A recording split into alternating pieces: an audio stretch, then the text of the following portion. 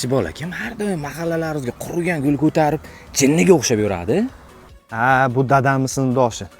40 kirsa ham hali uylangan. O'shanga sal tomi ketib qo'ygan. 2005 da uylanib ketyapti, bunga yomon alam qilyapti. Qiz topilmayapti. Qiz topilsa bunga yoqmaydi yoki bu unga yoqmaydi. Xullas baxtini topolmayapti. Kelyapti. Amaki 1 minutga qarab oling. Bolalar, nomodon men yaxshi ko'rgan qizni ko'rib qolsalaring, uni yaxshi ko'rishimni va unga uylanishimni aytinglar, bo'ptimi? Uylanaman. O'zim uylansammikin, ha? Yo'q, to'g'ri kelmaydi. Nommoqlab olishim kerak-da. Ma'mur opani uy qayerda? Navarasiga keldingizmi?